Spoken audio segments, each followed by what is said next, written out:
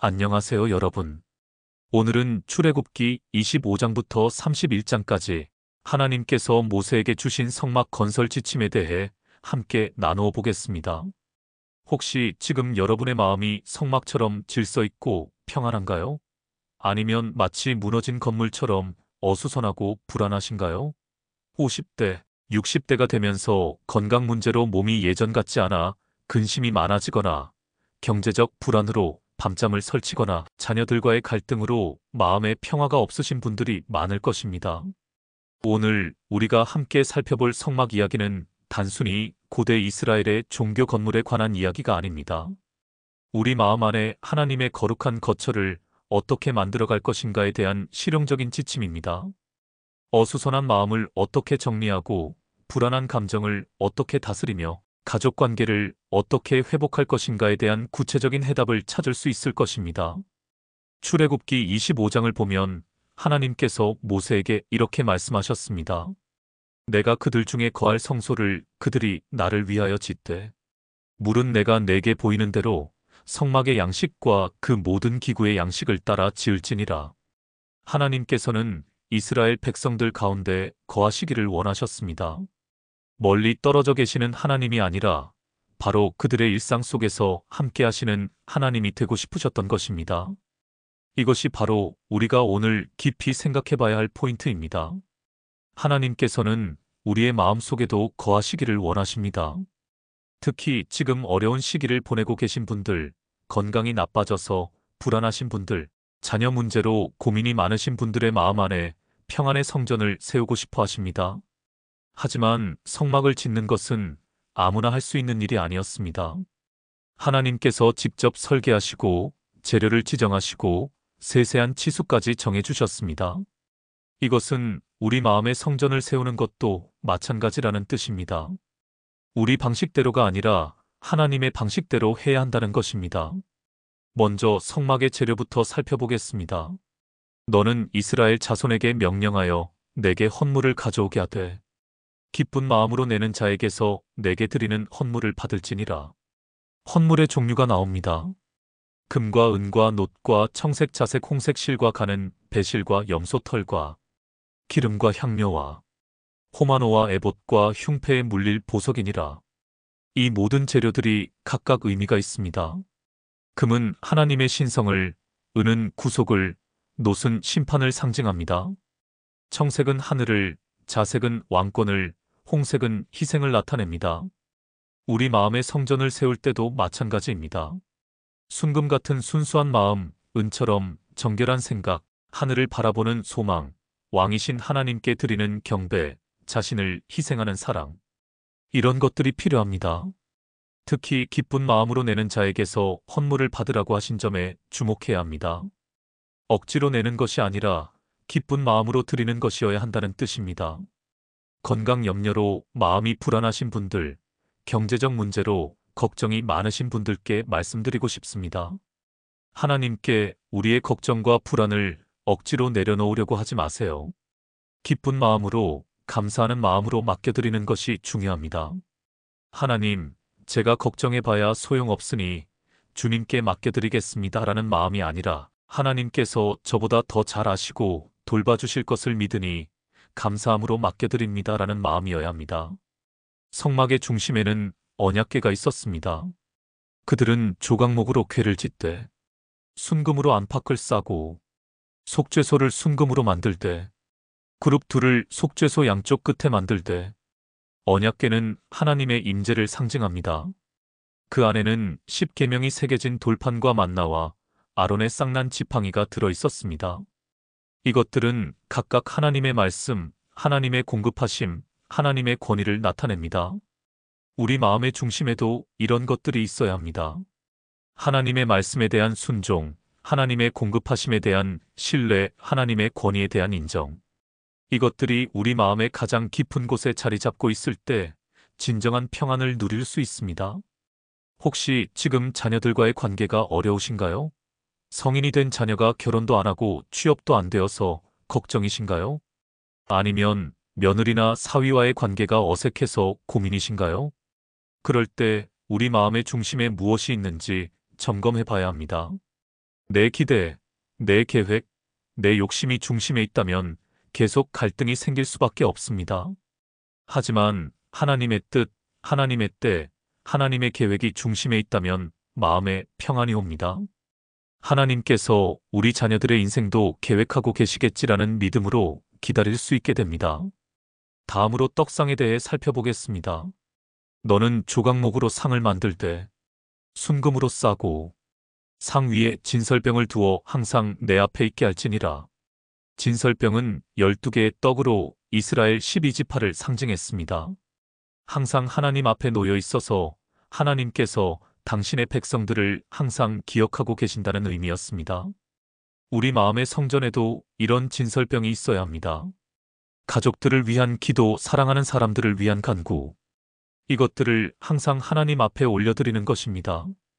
특히 가족 관계가 어려울 때 더욱 그렇습니다. 며느리가 마음에 들지 않는다고 불평만 하지 마시고 그 며느리를 위해 기도하시기 바랍니다. 사위가 무능해 보인다고 험담만 하지 마시고 그 사위가 성장할 수 있도록 기도하시기 바랍니다.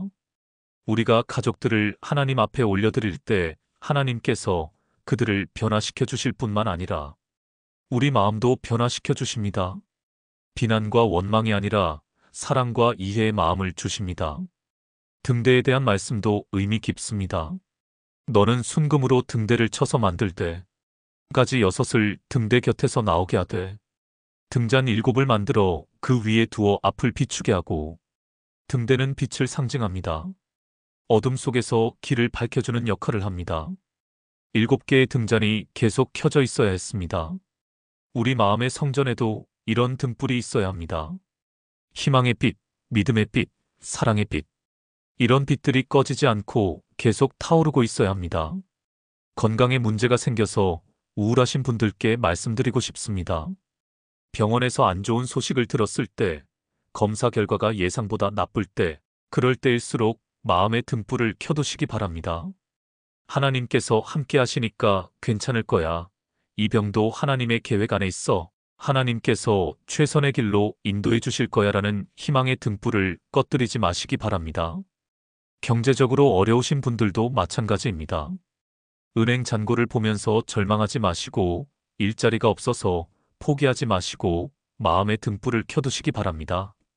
하나님께서 공급해 주실 것이다.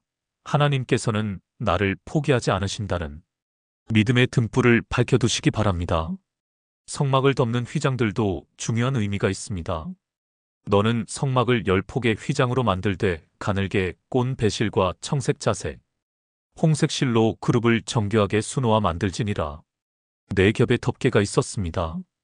가장 안쪽은 아름다운 그룹이 수놓인 세마포, 그 위는 염소털로 만든 것, 그 위는 붉은 수양의 가죽, 가장 바깥쪽은 해달의 가죽이었습니다. 안쪽은 아름답지만 바깥쪽은 거칠고 볼품없었습니다. 이것은 신앙의 모습을 보여줍니다. 겉으로 보기에는 평범하고 때로는 초라해 보일 수 있지만 속으로는 하나님의 영광이 충만한 것입니다. 나이가 들수록 외모는 초라해집니다. 주름이 생기고 머리가 휘어지고 몸이 아프기 시작합니다. 사회적 지위도 예전 같지 않습니다. 하지만 그것 때문에 위축되거나 절망할 필요가 없습니다. 중요한 것은 우리 마음 안의 성전이 얼마나 아름다운가 하는 것입니다. 하나님께서는 모든 기구의 치수까지 세세하게 정해주셨습니다. 언약궤의 길이가 2.5규빗, 너비가 1.5규빗, 높이가 1.5규빗이어야 한다고 하셨습니다. 떡상도 등대도 제단도 모두 정확한 치수가 있었습니다. 이것은 우리 신앙생활에도 질서와 균형이 있어야 한다는 뜻입니다. 기도하는 시간, 말씀 읽는 시간, 봉사하는 시간, 가족과 보내는 시간. 이 모든 것들이 적절한 비율로 조화를 이루어야 합니다. 어떤 분들은 기도만 하고 행동은 하지 않습니다. 하나님께 맡겼으니까 가만히 있어야지라고 하면서 해야 할 일을 하지 않습니다. 반대로 어떤 분들은 행동만 하고 기도는 하지 않습니다. 내가 다 알아서 해야지라고 하면서 하나님께 의존하지 않습니다. 하지만 성막처럼 균형이 있어야 합니다.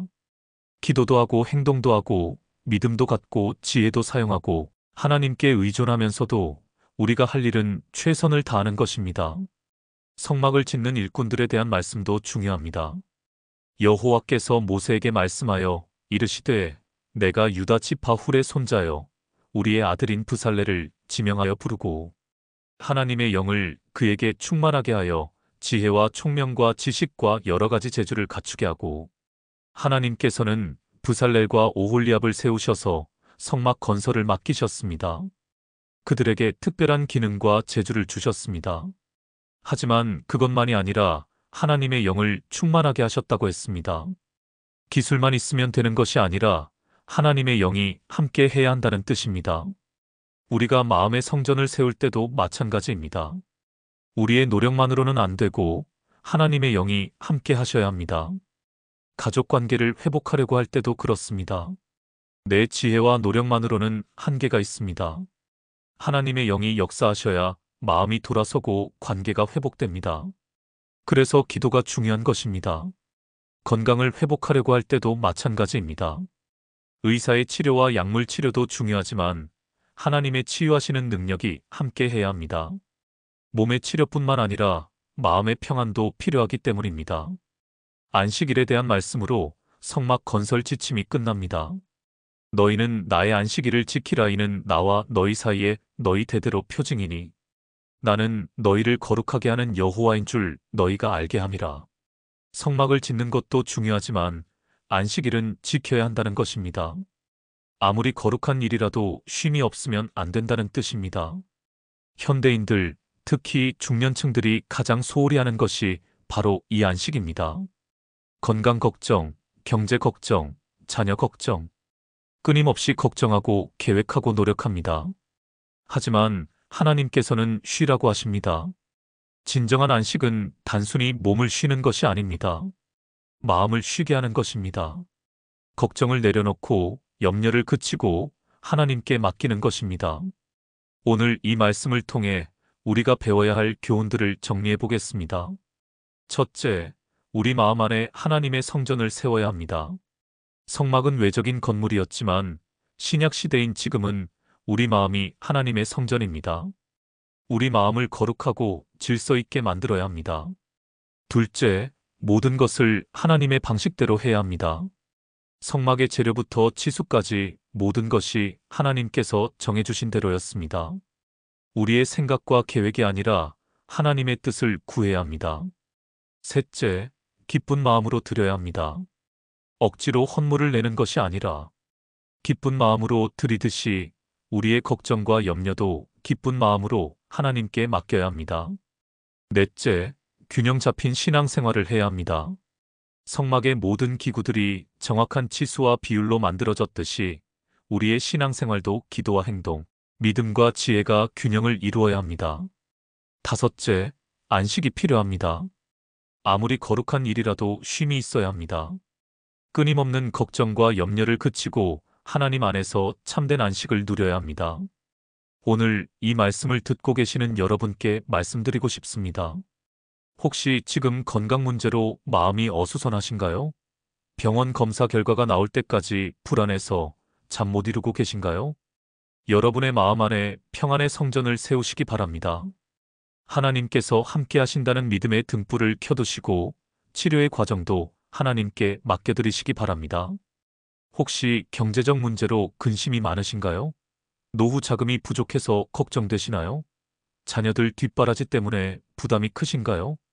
여러분의 마음 중앙에 하나님의 공급하심에 대한 신뢰를 두시기 바랍니다. 지금까지 먹여 살려주신 하나님께서 앞으로도 책임져 주실 것을 믿으시기 바랍니다. 혹시 가족 관계 때문에 마음이 아프신가요? 자녀들과의 갈등, 며느리나 사위와의 어색함, 배우자와의 소통 부족, 이런 문제들로 고민이 많으신가요? 여러분의 마음 성전에 가족들을 위한 기도의 진설병을 올려두시기 바랍니다. 비난과 원망 대신 사랑과 이해의 마음을 구하시기 바랍니다. 혹시 나이가 들어가는 것 때문에 위축되어 계신가요? 몸도 예전 같지 않고 사회적 역할도 줄어들어서 자신감이 없어지셨나요? 겉모습은 초라해 보일 수 있지만 여러분의 마음 안에는 하나님의 영광이 거하고 계십니다. 그것만으로도 충분히 귀하고 소중한 존재입니다. 성막 건설 지침은 단순히 고대 이스라엘의 종교 건물에 관한 이야기가 아닙니다. 우리 마음에 하나님의 거룩한 거처를 만드는 실용적인 지침서입니다. 걱정과 불안이 가득한 마음을 평안과 질서가 있는 성전으로 바꾸시기 바랍니다. 원망과 불평이 가득한 마음을 감사와 찬양이 있는 성전으로 바꾸시기 바랍니다. 미움과 갈등이 있는 마음을 사랑과 화평이 있는 성전으로 바꾸시기 바랍니다. 그래서 하나님께서 여러분의 마음 안에 거하시고 여러분을 통해 가족들과 이웃들에게도 하나님의 사랑이 흘러가게 되기를 축복합니다. 오늘 밤 잠자리에 들기 전에 조용히 묵상해 보시기 바랍니다. 내 마음의 성전은 지금 어떤 모습인가? 하나님께서 거하시기에 합당한 곳인가? 어떤 부분을 정리하고 어떤 부분을 새롭게 해야 할까? 여러분의 마음이 하나님의 거룩한 성전이 되기를 축복합니다. 감사합니다.